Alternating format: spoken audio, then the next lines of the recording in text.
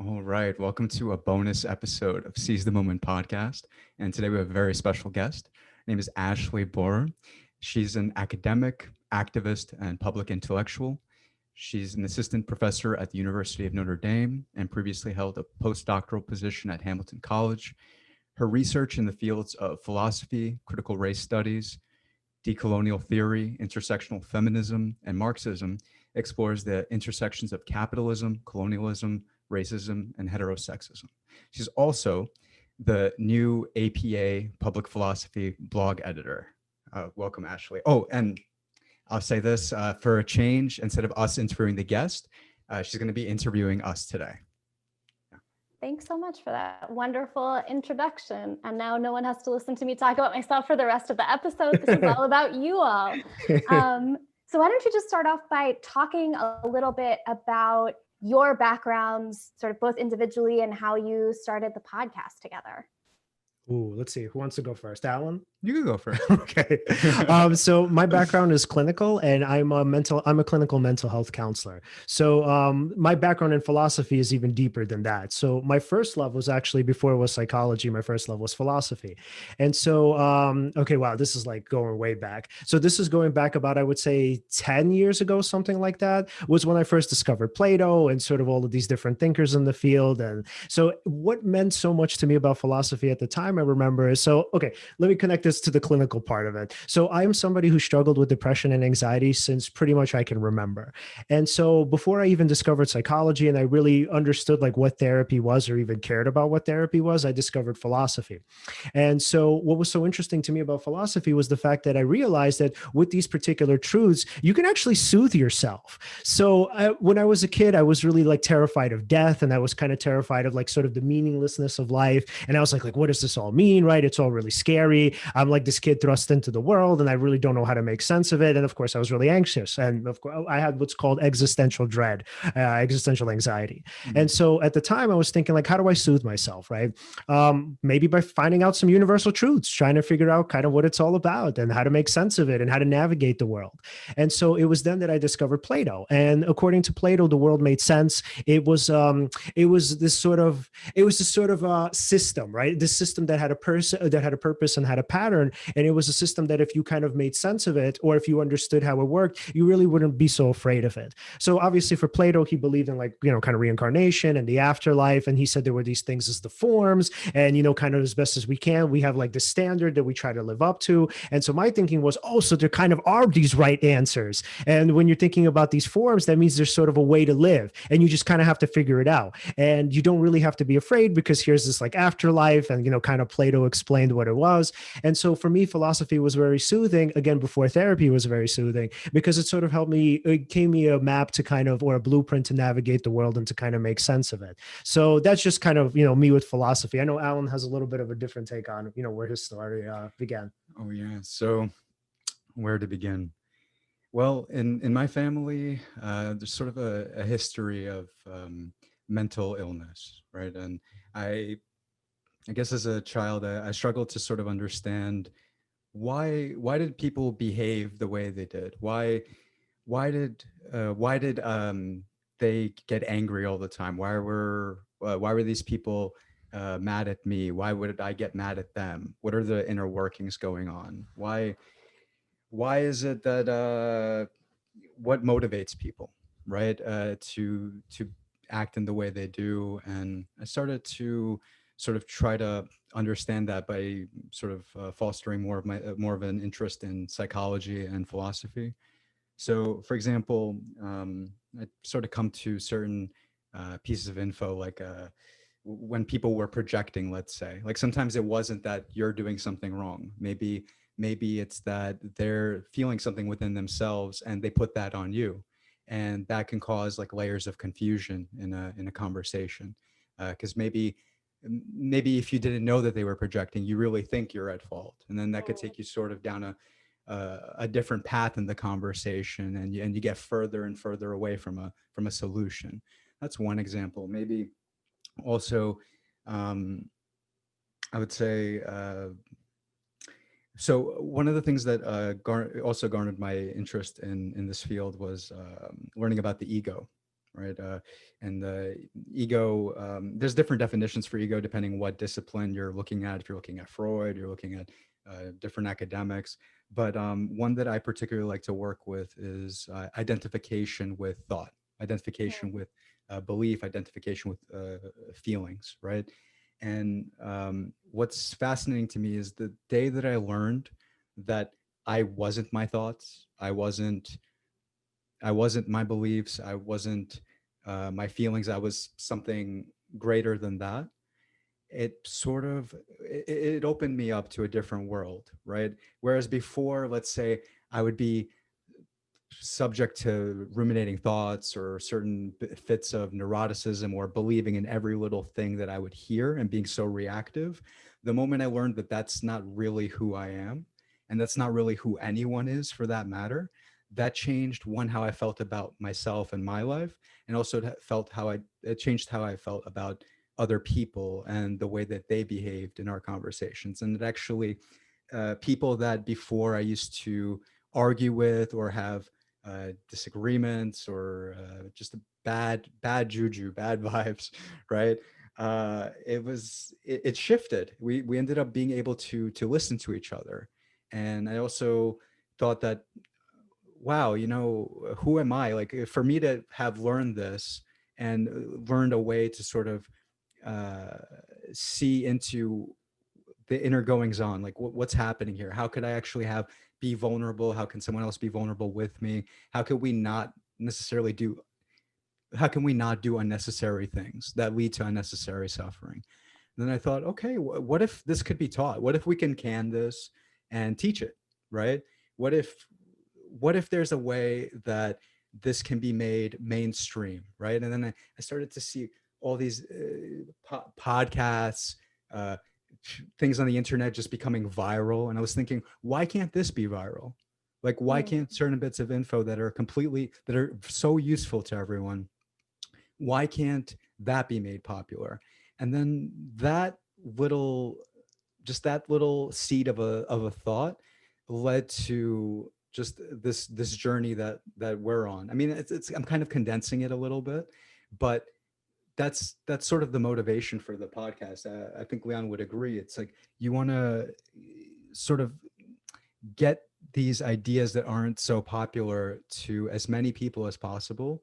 And I understand there's different people doing it, right? We have like Joe Rogan, we have Sam Harris, we have you name it, Timothy Ferris. The list goes on. These are just the people that come to mind right now, and those people have huge followings. So like, why are we doing what we're doing? And I think that, I mean, here's the thing: if everyone thought that way, like, oh, well, let's leave it to the big guys, right? I mean, then there probably wouldn't be those big guys in the first place, because they thought that they could undertake something like that. They thought, if not me, then who? If not now, when? And I don't know. Yeah. Well, Well, yeah. and then also, so going back to kind of the way we started the podcast or why we started it. So I actually knew that, all right, let me not say I knew that we were going to start the podcast, but let's say I knew that something was going to happen the first time I was over Alan's place. So I know we can't see it on camera, but there's this like great bookshelf here. And so the first time I went over his house, I think there was a party or something that we were having. I think it was Thanksgiving. Yeah. So I walk into his room, I see this bookshelf, and I'm like, oh, interesting, because I love perusing like people's bookshelves. So I look at his bookshelf, and the first thing that catches my eye is Viktor Frankl's Man's Search for Meaning. And I was like, Alen, you read this? And he's like, yeah. And I was like, oh my God, like that's so amazing, because I don't know that many people who even knew who Viktor Frankl was. And so for me, I kind of knew that there was something special or something could kind of happen in terms of, I don't know, not a podcast, but let's say in terms of potentially kind of moving forward and creating something that becomes a bit more public. So when we kind of talked about it, right, we just talked about the different interests that we had together. And Alan's like, well, yeah, this is how philosophy was important to me. Mentioned Eckhart Tolle, that he always frequently talks about the power of now and what that meant to him. We talked about Viktor Frankl and kind of how you use stoical thinking. And I mean, he's definitely obviously an existentialist too, but he used a lot of sort of stoical techniques to kind of help him and soothe himself, obviously, while he was in Auschwitz. So we kind of talked about it. And then one day, I don't remember exactly how this came up. So I had a blog at the time, which I still do. I had a blog that deals with like philosophy and mental health issues. And so the website that we're on, which is called the O4L Online Network, where where so I wrote for them. I had a blog on that website, and then I was talking to the founder of it, whose name is Vegas, and we were thinking like, hey, I mean, blogs are great, and obviously people like love to read, but the thing is, it's like it doesn't reach as many people as potentially like a video series would reach. So he and I spoke about it, and he said, well, I mean, is there anything that you could think of that maybe we could do like video wise? So he mentioned that I create like these like mental health type videos where I would do like tips or something, like like ways to kind of overcome like burnout or ways to manage stress or something along those lines. And I thought about it and I was like, okay, that sounds like really good, and maybe something to kind of give, to shoot at or give a try, or like I guess to try. And then I thought about it and I said, wait, Alen has all of these similar interests that I do. So I thought, you know what? Maybe if we could like take this kind of type of video series and we sort of fuse our understandings together where we could kind of feed off of each other, maybe we would provide more value together than I would, by myself. So I came to him and I said, hey, let's start a podcast. Literally, that was like all I said. I said, let's just start a podcast. And Alan's like, okay, like, what are we going to talk about? Actually, sure. Actually, my first response was like, I think I said no. I think I wasn't for it immediately. But it wasn't like a definitive no. It was more like then it went to, okay, what are we gonna talk about and all of that. And yeah. What was your hesitation? What was the no? Where did the no come from? I just felt like I wasn't sure what it was gonna be like. I wasn't sure how we were going to execute this. What's the equipment that we're going to need? How are we going to get guests? Are we even thinking about guests? What are we going to talk about the first episode? Do I really want to put myself out there? Do you really want to put yourself out there? Right? And then when I started asking myself those questions, I thought, no, yes, I actually do. I do want to put certain ideas out there. And I think having genuine, authentic conversations is a great way to do it, because like that approach to having like videos of like these are the 7 steps, or these are some mental health tips, those are actually very valuable, so I'm not discounting them.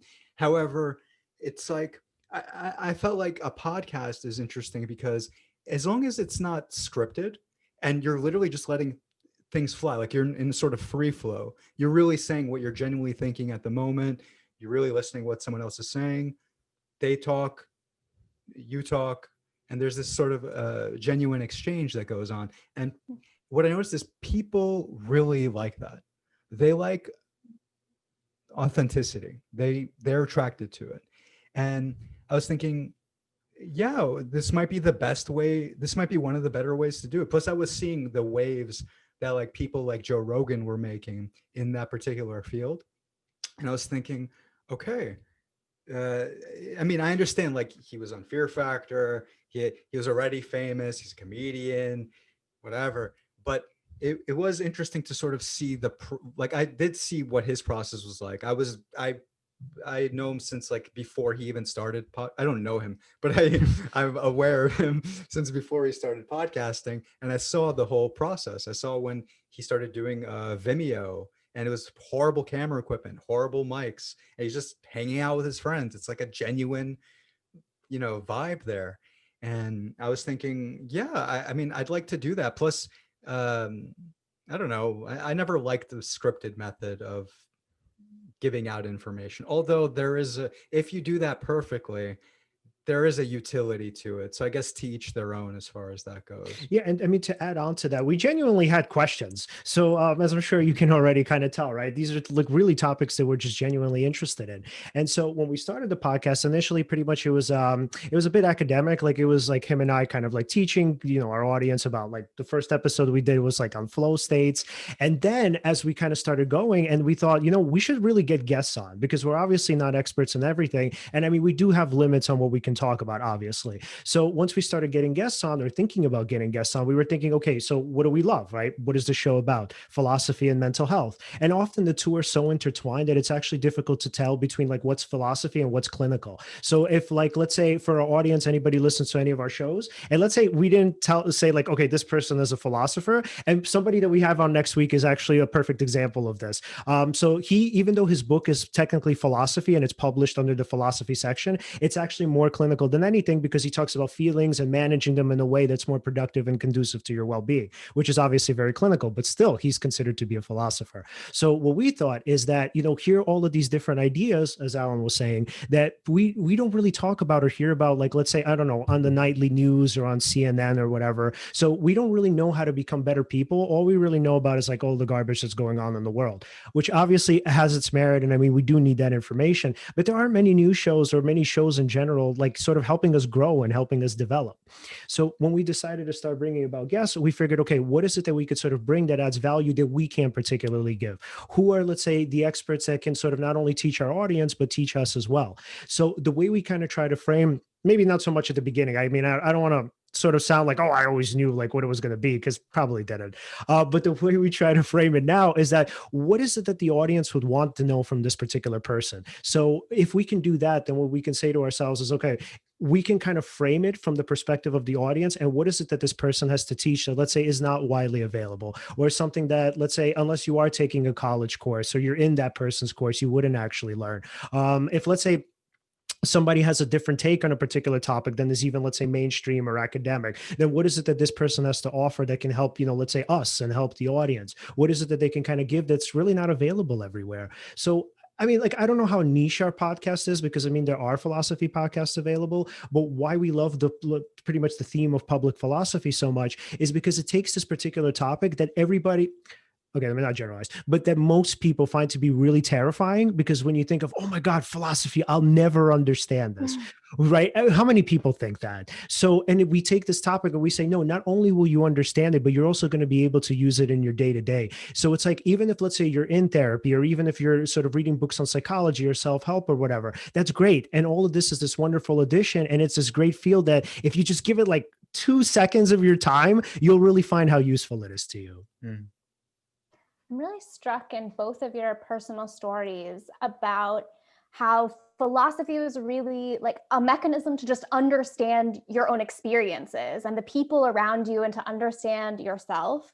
And like, that's not normally how I think most people think about philosophy, right? I think the sort of dominant image of a philosopher is like someone with elbow patches and a blazer sitting in a dusty library poring over books in a language, I don't know, like an indecipherable ancient language or something.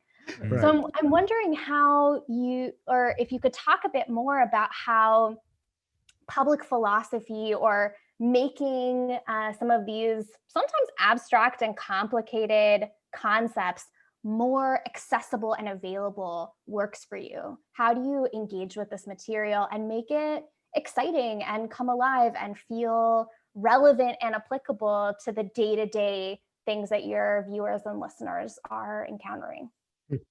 So that's a really great question. And so thankfully for us, we're not starting from scratch. So there's already a wonderful foundation for us. So, and I want to really quickly give a shout out to our friend Sky Cleary. So Sky Cleary is the one who pretty much made our podcast happen this year, because she's connected us to so many of these different guests that we've had, so many wonderful just thinkers and writers and academics. So just to answer your question, the ideas with public philosophy, a lot of the work is already done for us. So it's like, if you just know where to look, you'll be able to pretty much to bring it, kind of bring it out and bring it to the public, and you'll be able to digest it. So one of the books that comes to mind is the recent one, How to Live a Good Life. We've had, I'm sure you've seen a bunch of the philosophers from that book on our show. And so How to Live a Good Life is a highly accessible book for literally anybody. So if we're looking to figure out what is it that's most useful, I mean, public philosophy has already been, it's been a field that's already been kind of like, I don't know if maybe not prominent, but it's already kind of like widespread, or at least, widespread enough for us to be able to sort of find it. And so the wonderful thing is, if you look at some of the literature, it's already available to you. So all we're really doing is we're taking that and we're like, here's this media platform that we're using, and we're just sort of merging the two together. So thankfully for us, we don't really have to do anything that's too original. It's already there. We're just sort of providing the platform for it. So there's that aspect to it, but it's also the fact that since we're actually engaging with the material and people are listening to us engage with it, it's different than sort of reading it or having it read to you if you're listening on Audible or something like that. Although that has, again, its merit and its value. By listening to us actually have a conversation, especially with an expert. Let's say we're talking about Massimo Pigliucci, right? He's talking about Stoic philosophy. Well, first of all, he's just an interesting guy. In the first, I love his accent, I love his demeanor, I love his energy, everything. He's just like cool guy, as far as that goes. Then you hear him. He sounds very relatable, and he starts to talk about Stoic philosophy, different tenets in it, reactive thinking versus non-reactive thinking, and just sort of the way it's broken down in conversation. I just feel like it makes it more relatable to people, because it's one, it's also, we get nuanced about it too. It's not like we're just giving you what is Stoic philosophy, here's the definition, and then although that It's a partner. It's a to be partner. fair, that's not really done in books either. It really is. Of course, in books they do, elucidate the subject more, right? But like Leon said, it's like we're giving a platform to something that already has a tremendous foundation, and just in conversation through different tonal pitches, through just our own excitement, through the guest excitement, it just makes it more digestible. Or sorry, let me put it this way: it makes a section, a portion of the audience resonate with it that would not have resonated with other forms of being exposed to philosophy. Let's put it that way. And if I could even, like, let's say, kind of try to conceptualize what we do, I think it would be like akin to being in the classroom, and we're like the students that try to ask all of the questions that everybody has. So our audience could kind of understand, let's say, if there's something that they missed in the book version of it. So you're the disruptive students getting everyone off the lesson plan. Actually, we do that. Yeah, actually, we do that. We do go off of plenty of tangents. So yes. Yeah, and sometimes we don't know, like what this. For example, we'll have Massimo on. Let's say we don't know everything there is to know about Stoic philosophy. Then we sort of take the position of our listeners by asking questions like, "What is all this about? How can I live this way?" Maybe there are things that we kind of get. So sometimes we say things that sounds like, okay, we do know something, but coming from another point of view, it's like, yeah, we also represent the listeners, which is interesting as well. Yeah, and then also, since you brought up Massimo, I think it's really important for me to add. So because because I guess our background's a little bit different. Obviously, Massimo is a philosopher, and I'm a clinical, mental health counselor, clinician. So the interesting thing with that episode of Massimo is going back to philosophy and its importance. There was something he actually taught me on the show that almost literally changed my whole sort of framework of therapy, which was like, wow, right? Because you would think like, oh, like what is a philosopher going to teach a therapist, right? So so on the show we were talking about what it means to sort of be a rational actor, and how reason is like academically kind of like the pinnacle of, like, let's say your being, right? And so he talked about how, going back to Plato, reason was put on a pedestal, and I said something along the lines of, well, like, yeah, even in therapy, I mean, the point is to get like the person to be a more rational actor in their lives, right? Reason has to be like at the forefront, and then it has to control emotions. Actually, no. So his conception was different, and it was super helpful to me. So it was something that took me I would say, a reasonable amount of time to figure out, and it was something that I now apply to my therapy sessions and even to my writing. So Massimo actually said, when you talk about reasons and the emotions, right, it's not that one has to control the other. There has to be a harmony between the two. And when we're talking about harmony, that means there has to be an agreement, whereas like the emotions and the reason aren't in tension with one another, where they're in agreement. And obviously that agreement has to also be based on reality, because obviously it's also possible for reason and kind of your emotional side or your intuition to be in agreement, and you be being disconnected from reality, which is a bad thing. But the point is that it's not that reason has to sort of like bludgeon the emotions and sort of tell you like, no, you feel like you're a failure, you're being irrational, you can't feel that way, you need to think of the world more realistically, you need to think of yourself more realistically. Like, no, there's actually some truth in your emotional responses. And what Massimo helped me see was that when the reasons and the emotions work together, essentially what you get is the pinnacle of health. Obviously it's idealistic, and I mean, but that's what we strive for. But the point is that from him, and from his perspective, for somebody who is a philosopher rather than a therapist, I was able to apply that in a completely or almost completely different field. And I thought that was really cool. Yeah, I really like this idea that even as you all are sort of curating the material or bringing it to people or teaching it in a certain way, you're also learning from it. I think, I mean, this is even true for me in my academic classroom. When I'm teaching, I'm also learning from my students. I think this is something that academics don't talk about very much, that it's very much a two-way relationship between students and teacher, or audience and host, maybe in this case. Mhm. And I really loved that example that you just gave, Leon, about your practice being really shifted by something that a philosopher, an idea that a philosopher exposed you to. And I was wondering if both of you have talked about both psychology and philosophy in your personal stories and in the podcast. I think normally in academic philosophy, there tends to be this really, huge division between psychology and philosophy, where these are two totally different things. You go to, if you have a question about like the nature of reality, go talk to your philosopher. If you have a question about dealing with your own emotions or your own brain, go talk to a psychiatrist or a psychologist. I'm interested if you can talk about how and why you bring these two areas together and how they sort of work off each other. Like, what does philosophy have to learn from psychology, and what does psychology have to learn from philosophy?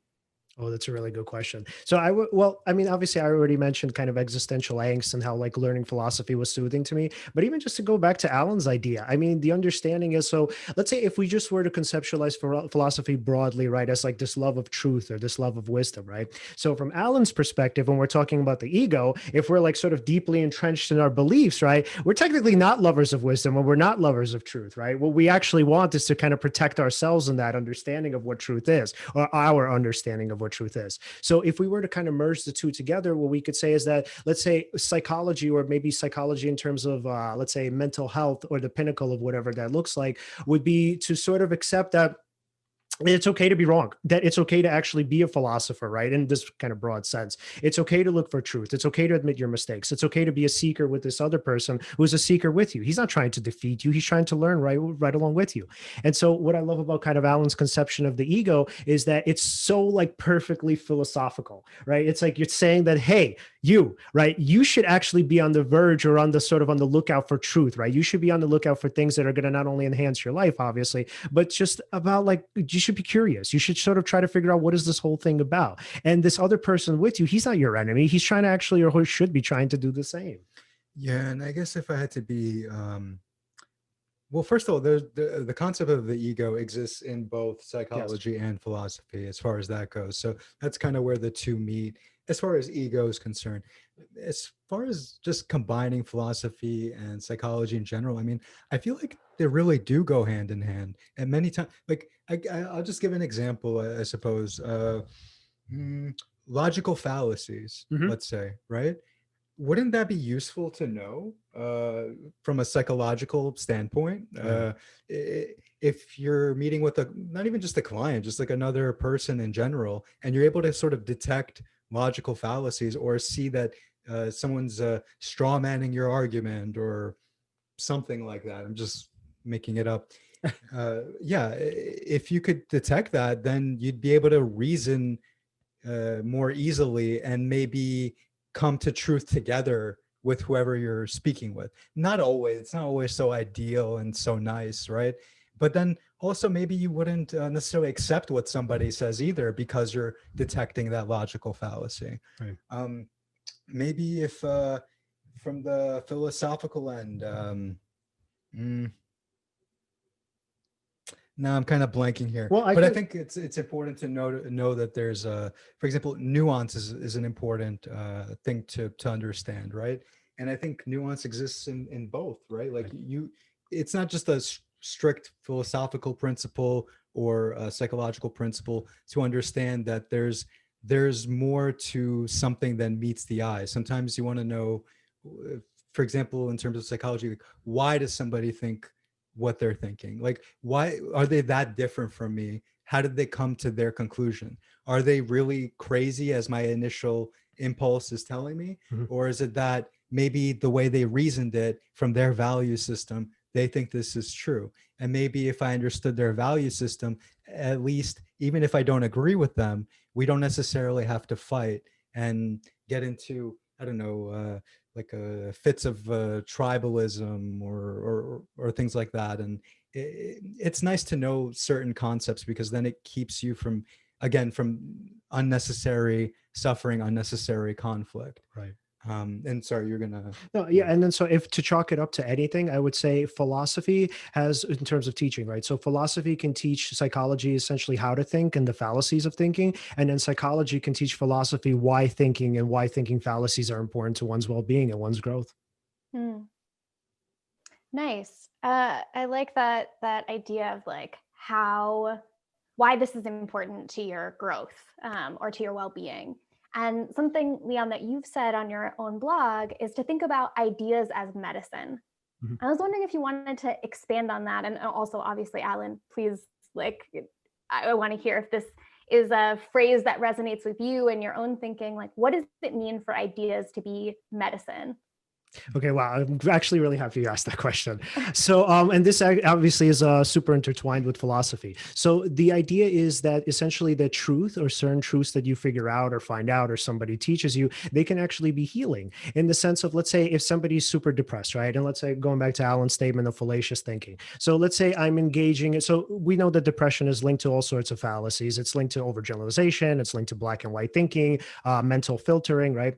So if let's say somebody's thinking that way, where they're thinking my life is horrible, I have not, let's say they're feeling hopeless, I have nothing to look forward to, nothing ever goes well, because I'm never going to be great, that means I'm always going to be terrible. So in that respect, if somebody can give you a new idea or can give you a more sort of holistic or a more rational perspective on life, on your life, what they can do is they can help alleviate your symptoms, obviously considering or providing that you accept their conclusions, which hopefully as the therapy process goes on, it kind of makes it a little bit easier for you to accept. So when we think about ideas being medicine, the point is that, let's say if you give somebody a pill, right, obviously it changes their brain chemistry and it makes it actually more likely that they're going to have a healthy form of thinking. So it's kind of a misconception that people have that, like, let's say with mental illness, that the pill actually cures the depression.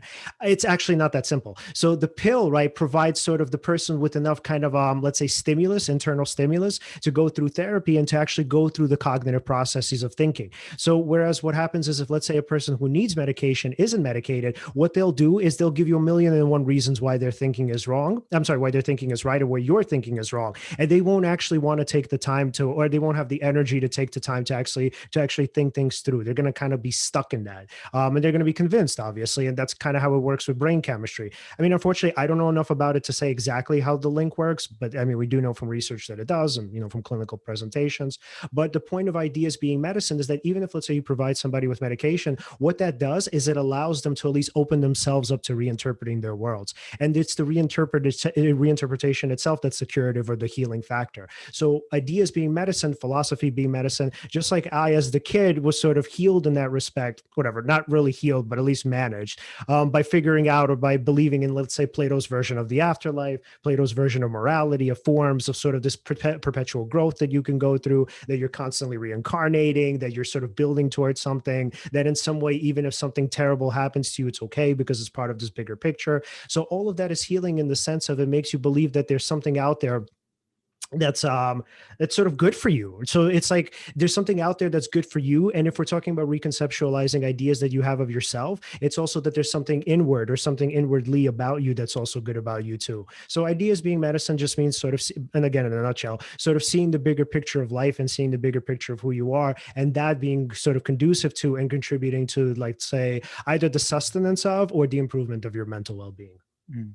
And to sort of tag that, when somebody has a map or model of how they think the world works, generally speaking, anything that falls outside of that model or outside of that belief system causes them to react, to sort of to behave, um, rigidly, generally speaking.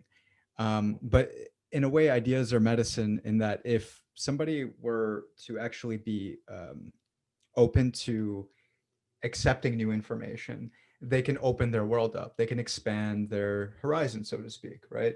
They can then see things in a different way. And the thing is, there's a value to having a rigid view of the world, in the sense that you could become very bullheaded, very stern, very certain of how the world works. And people respond to certainty. They love certainty for sure. That's definitely a great quality of a leader.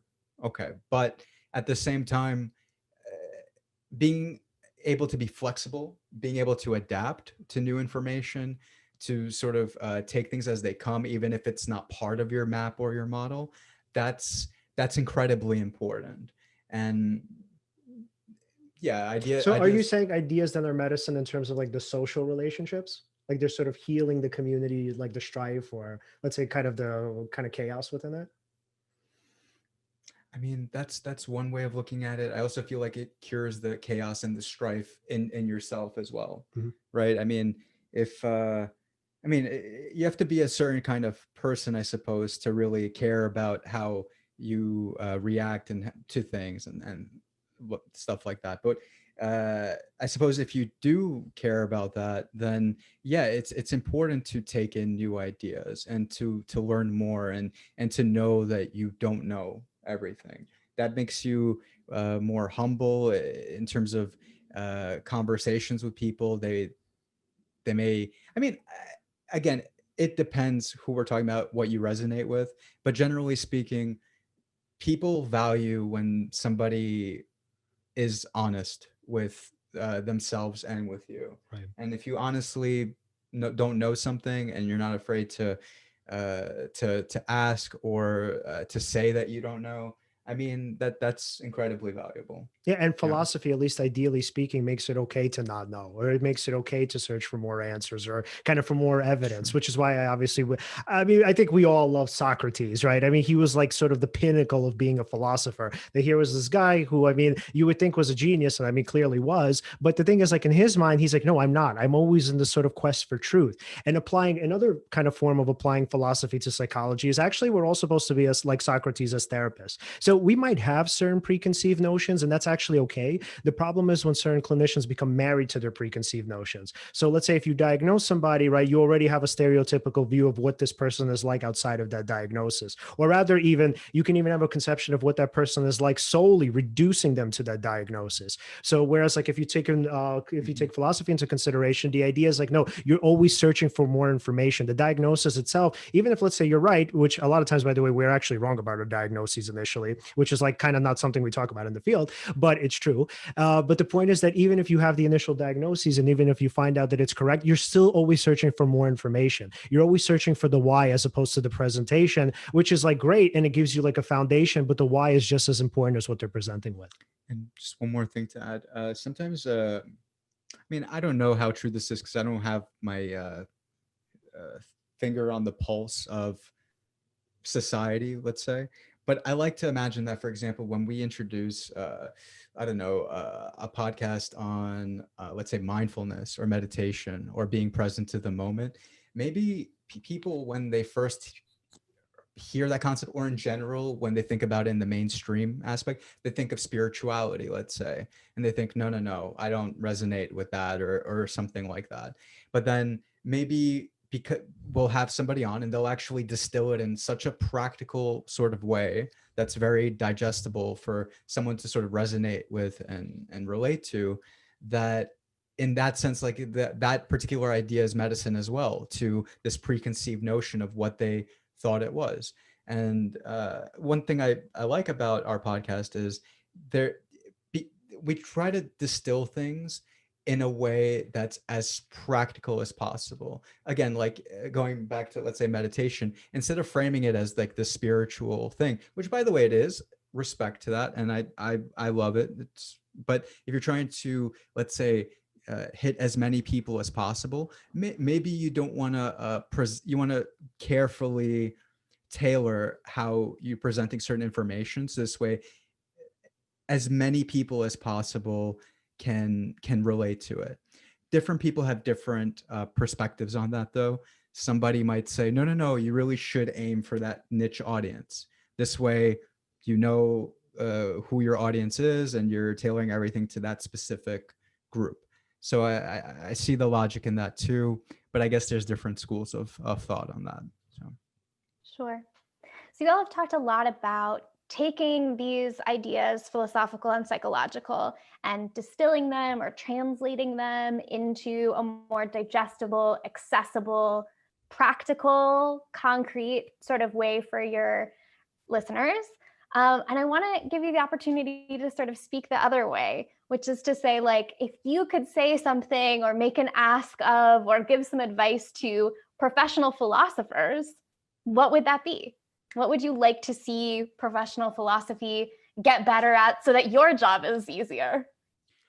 Okay. So, all right, and that's interesting.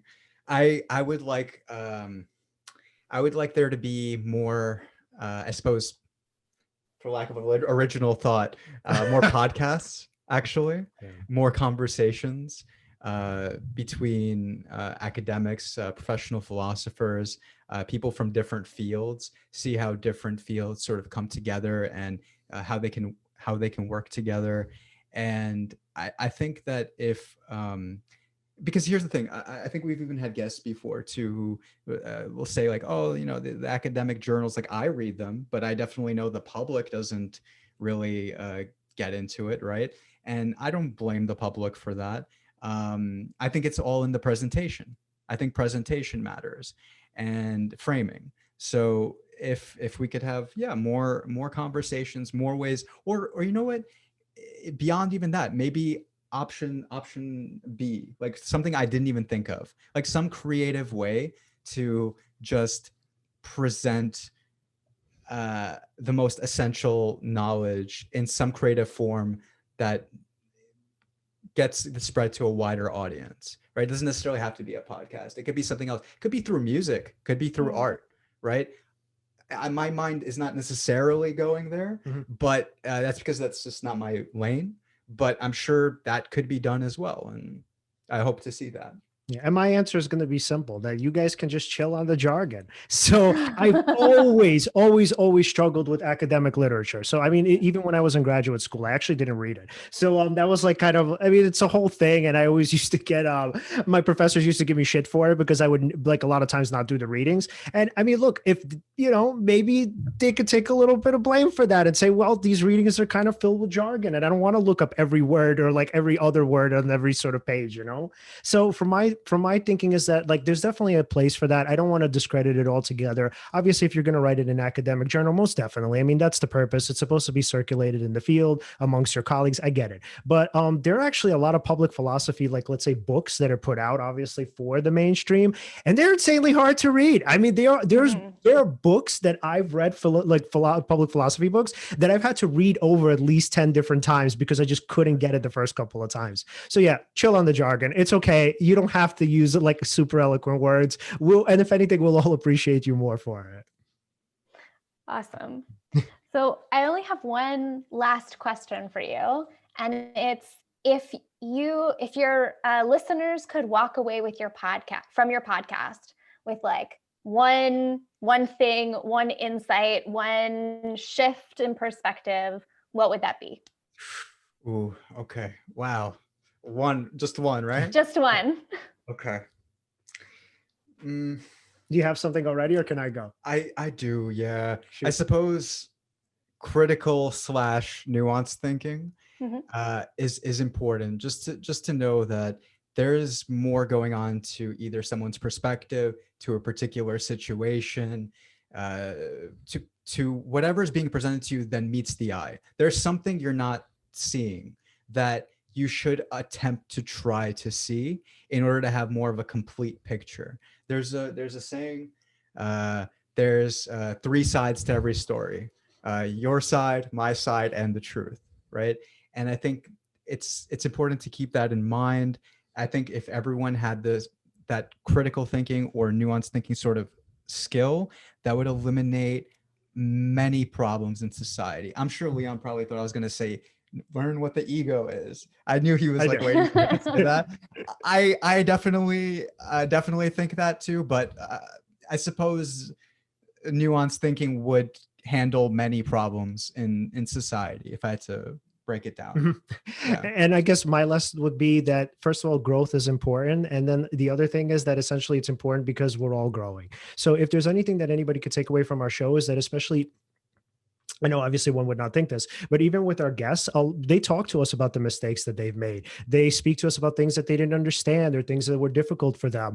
Sort of their sort of understanding of philosophy and how that changed, their sort of ways of finding the truth that, let's say, or that, well, yes, their, I guess, ways of finding the truth, but certain truths that they were led to that maybe initially weren't truths to them at first. So for us, I wanted to be clear that we, as best as we can, and I'm not saying we do this all the time, but we try to be vulnerable because we want our audience to understand that, again, philosophy, sort of mental health intertwined together, that it's the process of growth essentially, and that it's okay to make mistakes. It's okay to admit that you're wrong. It's okay to be flawed. Our guests are flawed. We're flawed. I just said I don't understand a lot of the academic literature. That's okay. So you don't have to be afraid of philosophy. You don't have to be afraid of this field.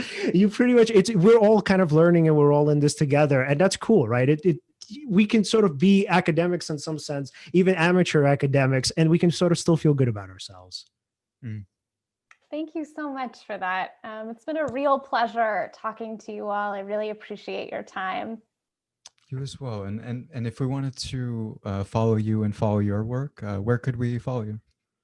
Well, if you want to follow my academic work, you can follow me at academia.edu/Ashley Bohrer. And I'm all over the Google, But really, anyone who is interested in learning more about public philosophy should follow the American Philosophical Association's blog. And I'm the public philosophy editor on the blog. So you'll see not so much things that I'm writing or saying, but contributions that I'm helping bring from the whole world of public philosophy, both academic philosophers and non-academic philosophers and podcasters and artists and all kinds of people who are contributing to public philosophy sort of into one place. Absolutely. And I mean, thank you so much for doing this. This interview was really wonderful and lovely.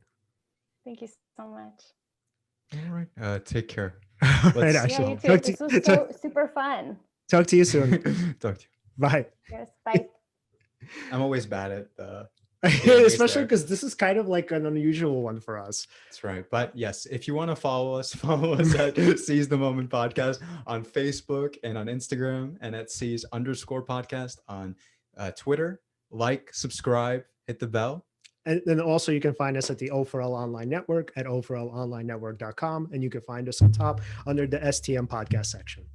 All right. Guys, thanks so much for watching, and see you next time.